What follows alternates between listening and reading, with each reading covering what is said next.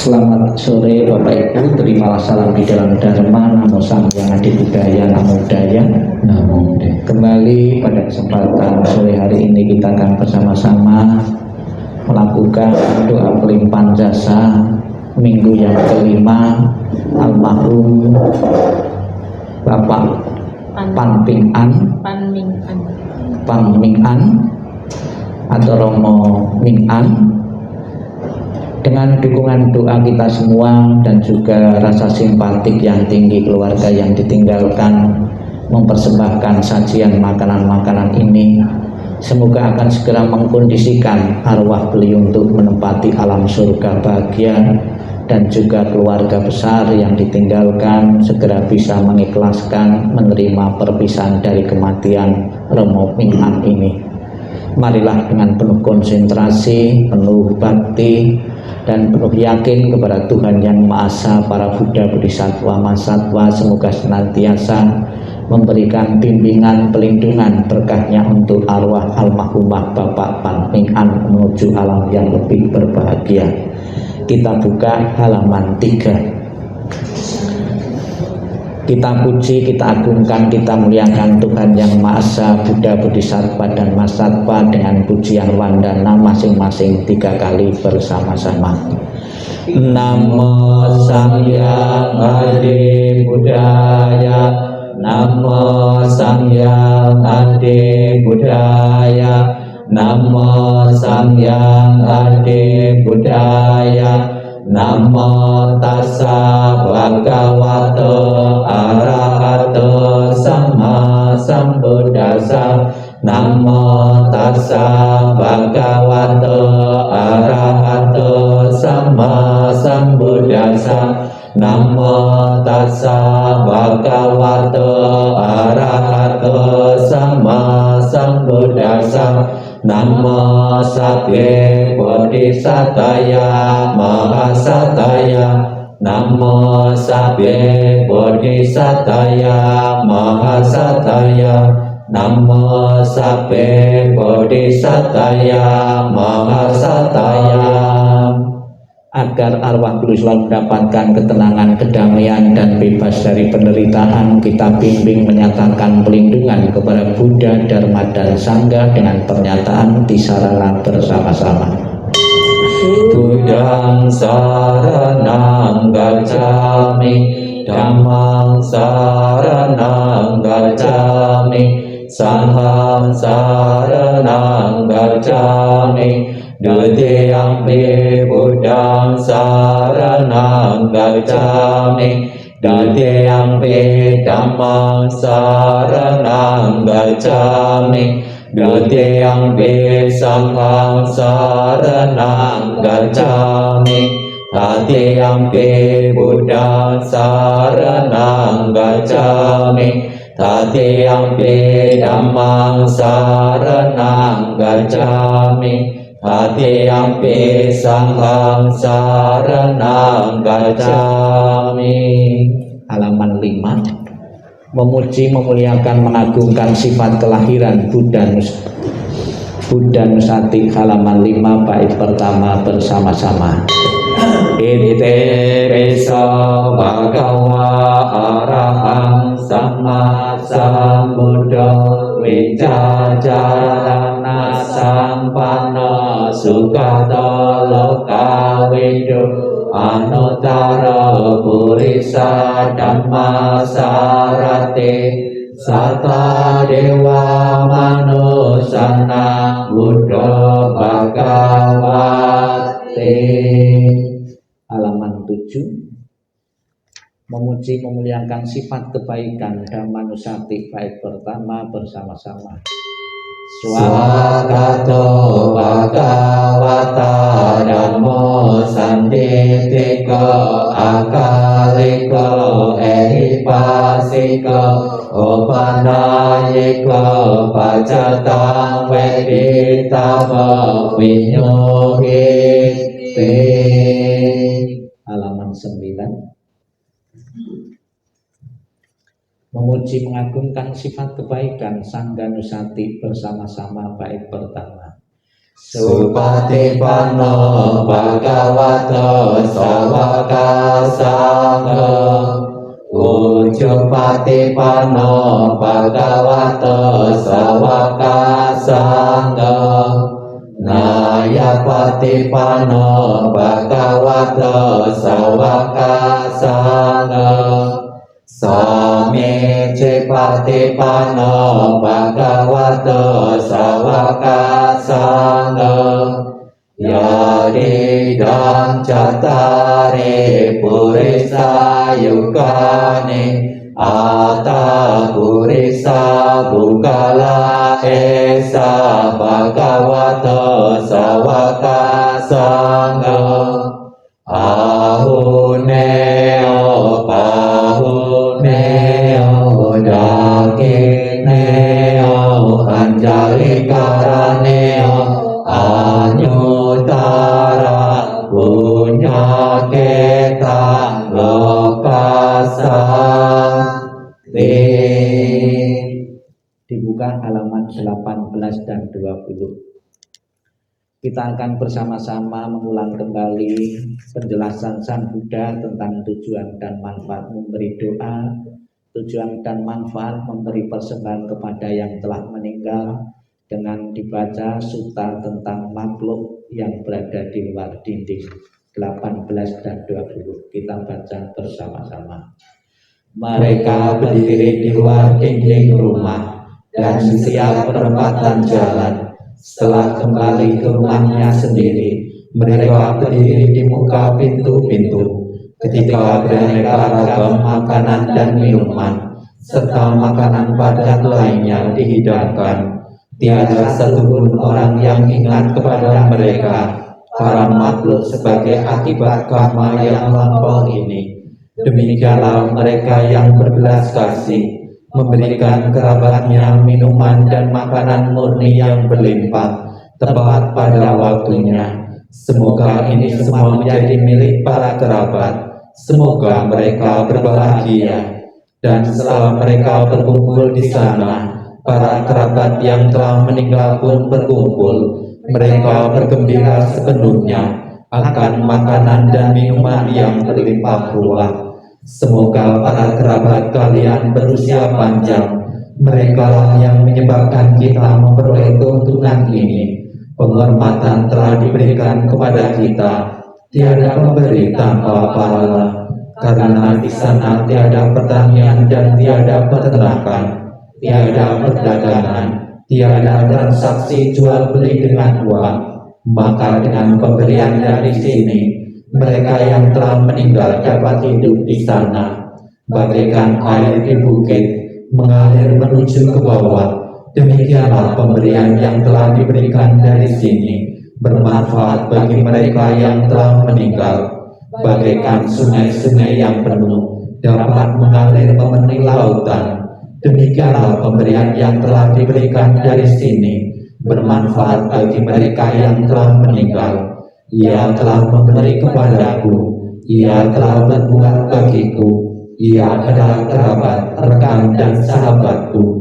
Setelah memberikan persembahan kepada mereka yang telah meninggal, lalu mengenang apa yang telah dilakukan pada kehidupan lampau, sesungguhnya bukanlah tangisan, kesedihan ataupun ratapan lainnya.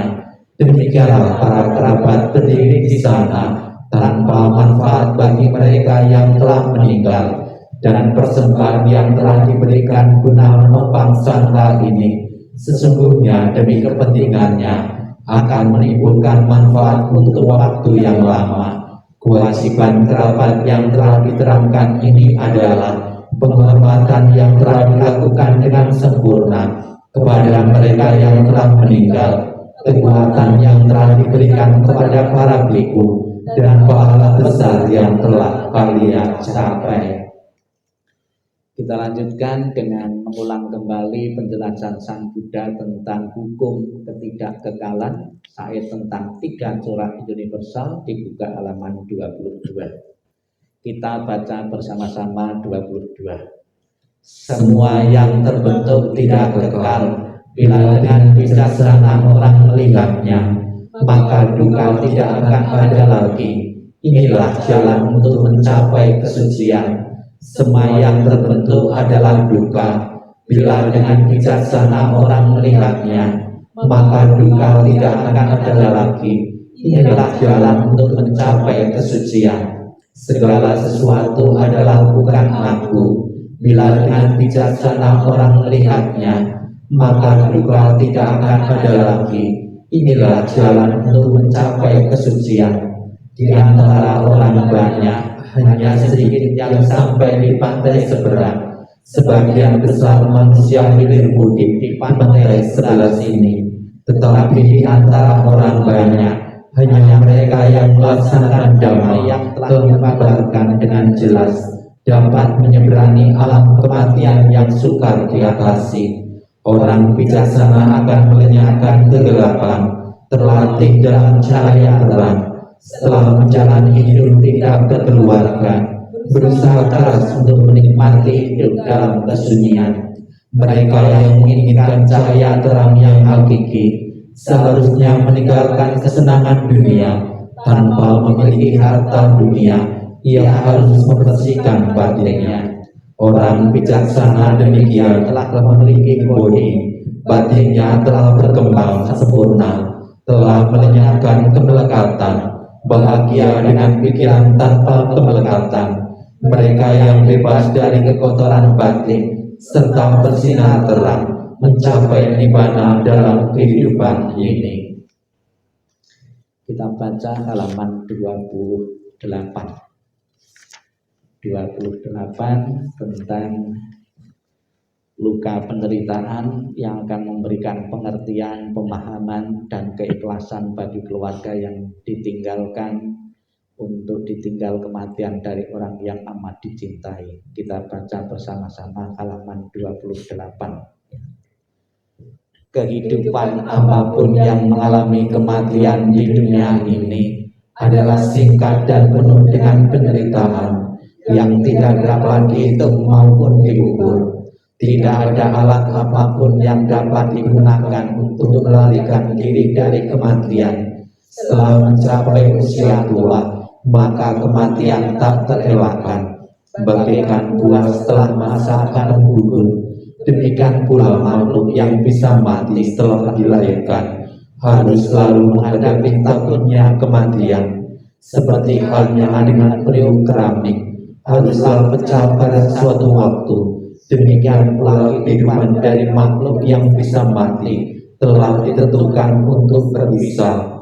Para remaja dan pemuda yang bijaksana dan yang bodoh, semua ini berada di bawah bayang-bayang kematian. Tiada seorang ayah pun yang dapat menyelamatkan anaknya.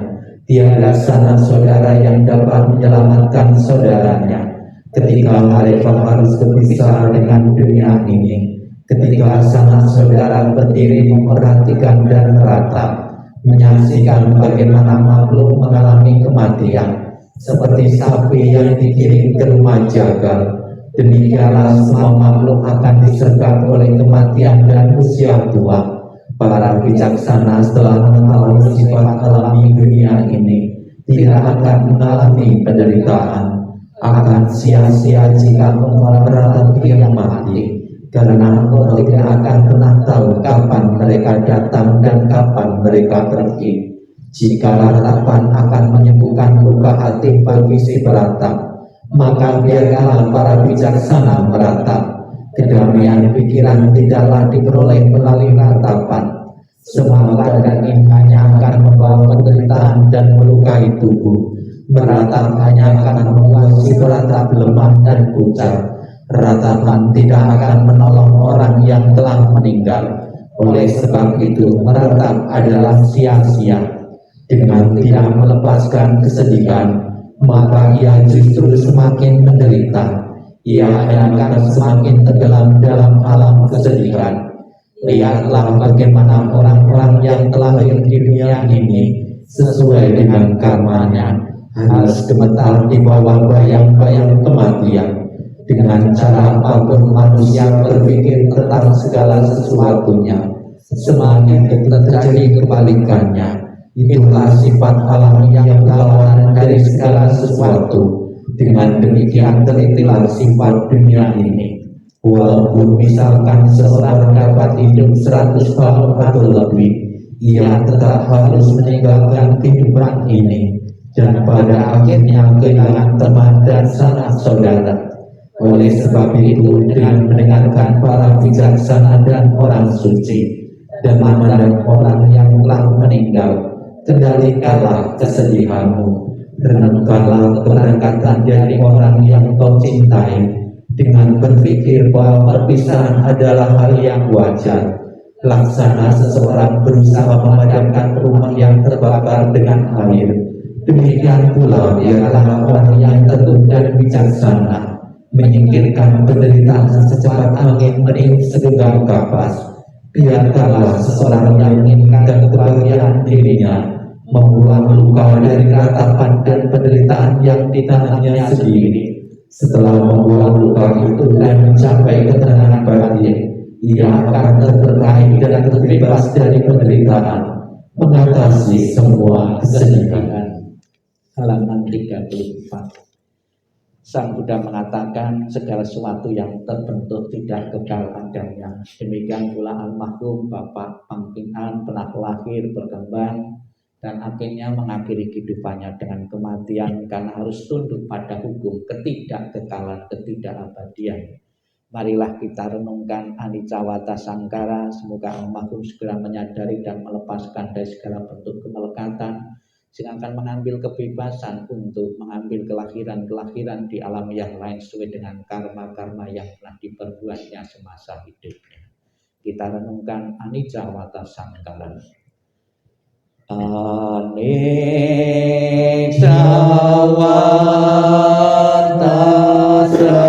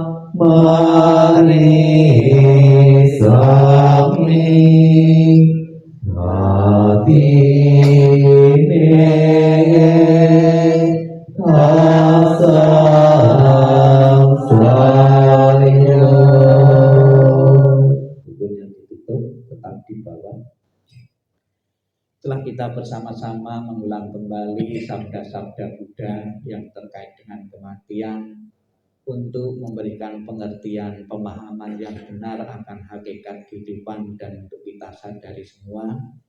Kembali dalam sikap hening, sikap meditasi, kita akan bersama-sama mendengarkan wejangan Sang Buddha yang berguna dan bermanfaat bagi kita semua. Sikap hening, sikap meditasi, sikap merenung dimulai. Inilah yang disabdakan oleh Sang Buddha. Jasmani ini terbuat dari tulang-tulang yang ditutup daging dan darah. Di situ tempatnya kelapukan, kesombongan, dan kepalsuan. Hancur lebuhlah badan jasmani, terhentilah pencerapan, dinginlah semua perasaan, berakhirlah sesuatu yang terjadi dari paduan unsur, dan tibalah kesadaran pada titik terakhir. Kematian datang tanpa diundang, pergi tanpa diminta. Sesungguhnya kematian entah datang dari mana, kematian singgah barang beberapa hari, melalui satu jalan kematian datang, melalui jalan lain kematian pergi. Meninggal sebagai manusia, seseorang menjalani kelahiran berikutnya. Seperti kematian datang, begitu pula kematian pergi. Mengapa mesti bersedih dan takut? Sang Yang Adi Buddha, Tuhan Yang Maha Esa, para Buddha, Bodhisattva dan Mahasattva, kembali kami panjatkan doa hari yang kelima, minggu yang kelima almarhum Bapak Pang Ming An meninggal. Dengan kekuatan doa-doa, dengan kekuatan pelimpahan jasa, dan juga dengan persembahan sajian makanan ini, semoga akan mengkondisikan arwah beliau bahagia untuk mendukung telahirnya beliau di alam surga bahagia. Dan melalui hari-hari yang telah dijalani ini, semoga keluarga besar segera merelakan, mengikhlaskan kepergian almarhum menuju alam yang lain. Sabbi satta bawantu sukitata. Semoga semua makhluk hidup berbahagia dan sejahtera. Sikap ning, sikap meditasi, sikap merenung selesai. Sadu, sadu, sadu. Terimalah salam di dalam Dharma. Namo Sang Yang Adi Budaya, Namo Buddhaya. Bapak Ibu, saudara sekalian yang saya hormati, banyak yang telah kita baca yang merupakan warisan yang sangat berharga dari Sang Buddha. Sebetulnya satu buku ini yang dominan adalah Wejangan Sang Buddha ketika beliau menghadiri kematian-kematian ataupun ketika beliau membimbing para umat lewat pelatihan-pelatihan meditasi. Di dalam pelatihan meditasi itu ada 40 objek. Dari 40 objek meditasi itu 10 objek itu sudah menyinggung tentang kematian. Jadi ada 1/4. Begitu banyak Sang Buddha berbicara tentang kematian, begitu banyak saat-saat atau beberapa waktu dan kesempatan mengingatkan kepada kita tentang kematian. Kenapa Sang Buddha mengingatkan begitu banyak dalam kesempatan-kesempatan di lain tempat, di lain waktu tentang kematian ini?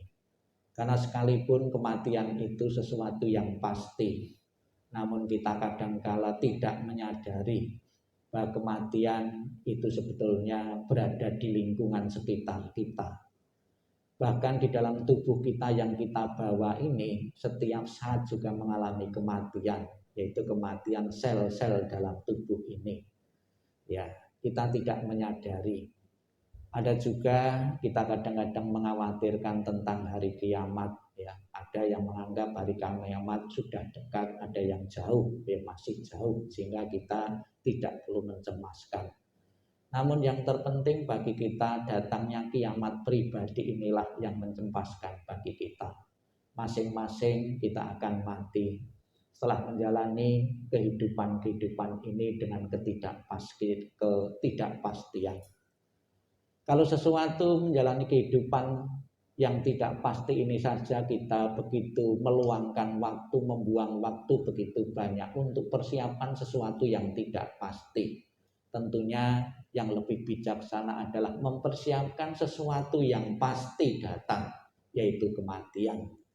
Di dalam beberapa kesempatan Sang Buddha bagaimana kita diajak, diingatkan mempersiapkan kematian-kematian itu.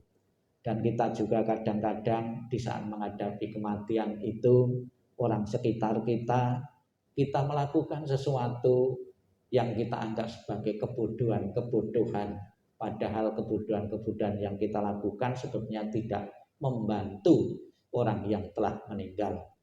Dikatakan di dalam sutta tentang di luar dinding tadi, bukan ratapan, bukan tangisan yang bisa menolong seseorang yang telah meninggal, namun jasa-jasa kebaikan yang diperbuat yang hidup dilimpahkan kepada orang yang telah meninggal itu yang berguna dan bermanfaat. Kadang-kadang kita menangisi orang yang mati, Namun sebetulnya bukan menangisi orang yang mati, lebih banyak dimotivasi menangisi diri kita sendiri, menangisi saya sendiri, ya, saya tidak punya siapa-siapa lagi. Menangisi diri ini lebih dominan daripada menangisi orang yang telah mati. Ditangisi dengan cara apapun, juga orang yang mati tidak pernah akan kembali. Justru kalau kita berlama-lama menangisi meratapi orang yang mati, justru kita akan mengalami kerugian-kerugian. Yang kita tangisi tidak pernah akan hidup lagi, yang hidup bisa mati gara-gara kita ngenes, gara-gara kita kesehariannya meratapi orang yang telah mati. Maka Sang Buddha di dalam beberapa sutta atau penjelasan tadi dikatakan demikian, akan sia-sia jika engkau meratapi yang mati, karena engkau tidak akan pernah tahu kapan mereka datang dan kapan mereka pergi. Jika ratapan akan menyembuhkan luka hati bagi si peratap, maka biarlah para bijaksana meratap. Kedamaian pikiran tidaklah diperoleh melalui ratapan. Namun demikian Bapak Ibu, menjadi orang bijaksana, meratapi orang kesayangan kita, meratapi orang yang pernah bergaul kita sekian lama tidak gampang, tidak mudah. Bahkan kita seorang rohaniwan pun yang setiap saat membaca wejangan Sang Buddha, mendengarkan wejangan Sang Buddha, tidak otomatis langsung bisa menerima kematian orang dekat kita. Namun demikian harus kita sadari, kematian milik semua, kematian milik semua yang hidup. Semoga dengan penyadaran melalui proses waktu sudah 5 minggu ini, keluarga yang ditinggalkan segera benar-benar merelakan dan mengikhlaskan almarhum menuju alam yang lain. Dan yakinlah pelimpahan jasa ini amat berguna dan bermanfaat untuk membantu almarhum untuk terdorong di alam yang lebih berbahagia. Sadu, sadu, sadu. Marilah kita lanjutkan dengan pelimpahan jasa dengan dibuka halaman 33 dan 34. 33 dan 34 nanti titik-titik kita isi almarhumah almarhum ya Bapak Pangping An ya. Kita baca bersama-sama. Dalam segala kerendahan hati kami panjatkan doa kepada Sang Yang Adi Buddha. Dalam segala sujud kami panjatkan doa kepada para Buddha yang telah mencapai penerangan dan kebijaksanaan sempurna. Dalam segala rasa bakti kami panjatkan doa kepada para bodhisatta masata yang penuh berkah. Semua kekuatan doa, cinta kasih dan kasih sayang yang telah kami lakukan bersama keluarga hari ini kami persembahkan kepada para dewa. Semoga para dewa turut bergembira serta memberikan dorongan bagi beliau yang terkasih almarhumah Bapak Pangping. Dengan segala cinta kasih dan kasih sayang, doa kami limpahkan bersama kekuatan pelimpahan jasa kepada beliau yang sangat dikasih oleh keluarga. Dengan segala persembahan yang murni, dengan kasih sayang yang tiada batas, dengan segala kerendahan hati dari seluruh sanak keluarga, dengan semua doa dari kebajikan besar yang telah ditunjukkan oleh segenap keluarga. Semoga jasa-jasa ini melimpah bagi beliau yang terkasih almarhum Bapak Pangping An. Dengan segala pelindungan Sang Yang Adi Buddha, dengan semua karunia dari para Buddha, dengan segala kekuatan pala para bodhisatta, dengan curang kasih sayang para masata, dengan dorongan doa dari para dewa dan para brahma, semoga beliau segera memperoleh kehidupan penuh kebahagiaan dan kedamaian. Semoga kekuatan cinta kasih dan kasih sayang melimpah bagi sanak keluarga yang ditinggalkan. Semoga semua ketulusan yang mendalam dari sanak keluarga memperoleh berkah kebajikan dan kedamaian yang tiada taranya dari para Buddha, Bodhisatta, Masata. Semoga para dewa, para brahma dan para makhluk suci memberikan pelindungan bagi keluarga yang telah ditinggalkan. Semoga semua makhluk senantiasa bebas dari ketidaktahuan. Semoga semua makhluk berbahagia. Sabbe sata bawantu sukitata. Sadu, sadu, sadu. Demikianlah Bapak Ibu rangkaian pembawaan doa minggu kelima almarhum. Semoga yang menjadi harapan keluarga dan harapan kita semua, almarhum menempati alam bahagia benar-benar segera menjadi kenyataan. Sadu, sadu, sadu.